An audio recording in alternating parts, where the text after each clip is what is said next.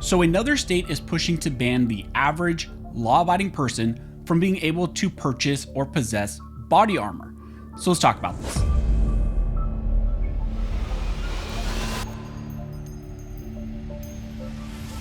But real quick before we jump into this video, if you think a ban on body armor clearly violates the Second Amendment, go ahead and hit that like button and subscribe. Also, I want to give a shout out to one of the main supporters of this channel, which is USCCA.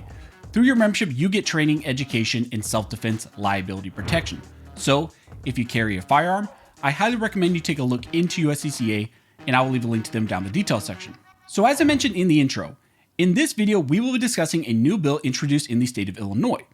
This bill aims to ban the sale of body armor, plates, and ballistic helmets, and seeks to ban the sale to the average law-abiding person.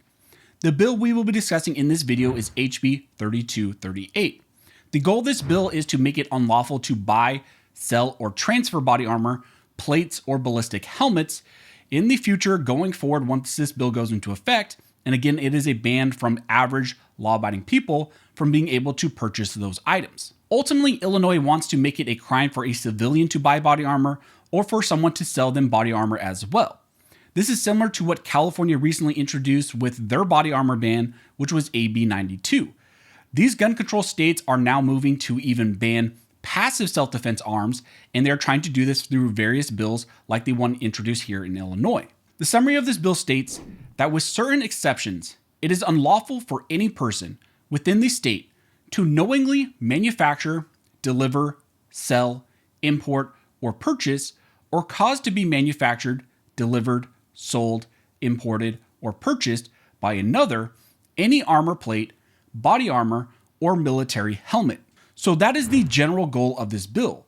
The bill aims to ban the future manufacture, sale, importation, or possession of various forms of body armor. The primary goal of this bill is preventing average law-abiding people from having body armor. It also states that with certain exceptions, beginning January 1st of 2024, it is unlawful for any person within the state to knowingly possess an armor plate, body armor, or military helmet.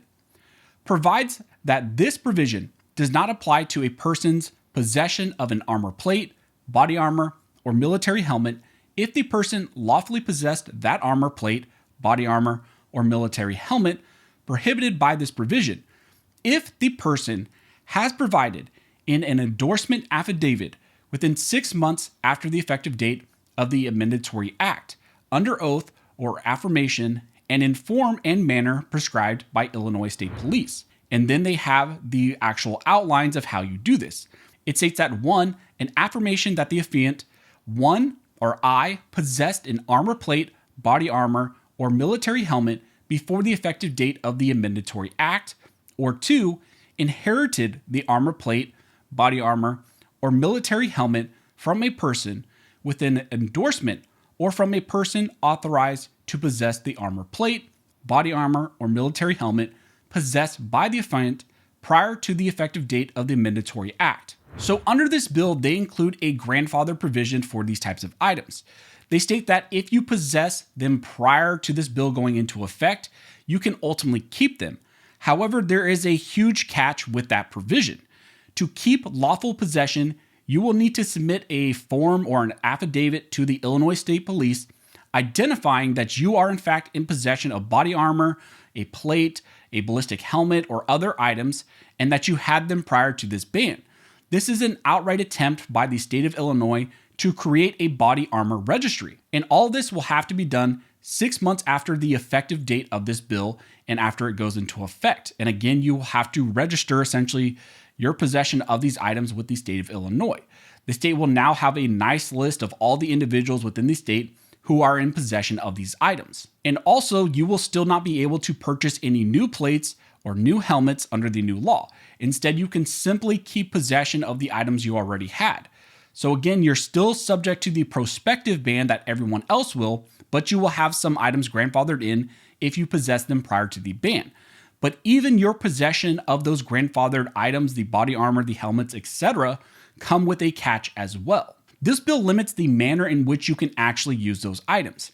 It states a person shall possess the grandfathered items only A, on private property owned or immediately controlled by the person, or B, on private property that is not open to the public with the express permission of the person who owns or immediately controls such property. That means you can only lawfully have the items in your own home or on your own private property. And you could also maybe go to other private property, but you will have to get the permission of the owner. Your possession and use of these items anywhere else will essentially be illegal. There will be a very limited use requirement, so you can only use them for very limited situations and have them and possess them in only limited situations. And a violation of this bill will result in a Class A misdemeanor for the first offense and then a Class 4 felony for any subsequent offense. However, big surprise, there are some individuals which will be exempt from this bill. The exempt individuals include peace officers, qualified law enforcement officers, retired police officers, wardens, correctional officers, members of the military, any company that employ armed security officers, private security contracting agencies, and those individuals employed by those companies while in the course of their jobs. So that is the list of the exempt individuals that will still be able to purchase body armor even going forward. Now, some of you may think that body armor and a ban on them does not impact the Second Amendment. To that, I say you could not be more wrong. The Second Amendment does not just protect firearms from government overreach. The Second Amendment recognizes an individual right to self-protection and protection against tyrannical threats, both foreign and domestic. The term arms in the Second Amendment includes all items that are in common use by law-abiding people for lawful purposes. That includes defensive arms like body armor. In the Supreme Court case Caetano, the court held that the Second Amendment extends to all instruments that constitute bearable arms, even those that were not in existence at the time of the founding. There, the Supreme Court also found that 40,000 stun guns in possession in the entire US was sufficient enough to actually find that that type of arm was in common use.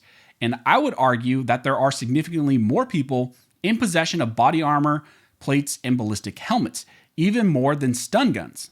Furthermore, the Supreme Court in Heller found that arms covered by the Second Amendment include anything that a man wears for his defense or takes into his hands. So under the text, history, and tradition of the Second Amendment, body armor is protected and it's a protected arm, and a ban on their purchase, on their sale, of their possession is clearly unconstitutional. Again, even defensive items like body armor are in fact protected by the text of the Second Amendment, and that is clearly also stated by the Supreme Court. But the state of Illinois has now joined California to introduce a statewide ban on the purchase of body armor and similar types of items. They want to prohibit the average people, the average law-abiding citizen, from even having defensive or completely passive self-defense. Body armor is not a firearm. It is something that is purely passive, but still they want to ban it. So if you're in Illinois, I highly recommend that you reach out to your local representatives and let them know that you oppose this body armor ban. And also, again, if you're in California, you have a similar bill that is currently making its way through the process. So contact your representatives as well and let them know that you oppose a body armor ban. This is kind of the new way that they're trying to do things. They are now targeting a new item. And it seems like body armor is now one of their hot topics that they're going after. I would also suspect that you will likely see bills like this pop up in New York and New Jersey, because as California goes, as Illinois, New York, New Jersey, you just see this stuff spread everywhere, and it's never isolated to just one state. You will see multiple states try to introduce these types of laws, and now it seems like a body armor ban is kind of on the table. But if we get any more information, of course, I will let you all know. Also, if you like this video and you would like to support the channel, one of the best ways to do that is to like, comment, and subscribe. All those things help to fuel the algorithm, and it signals to YouTube that you guys see value in these videos and in this type of 2A news. As always, I want to thank everybody who likes, comments, subscribes, who hits the notification bell, who shares these videos. You guys are directly impacting these videos, impacting this channel, and helping me to reach and educate more people than I could ever do on my own. So as always, thank you all for watching. Don't forget to like and subscribe, and never forget this nation was built by armed scholars, and this nation will be maintained by armed scholars.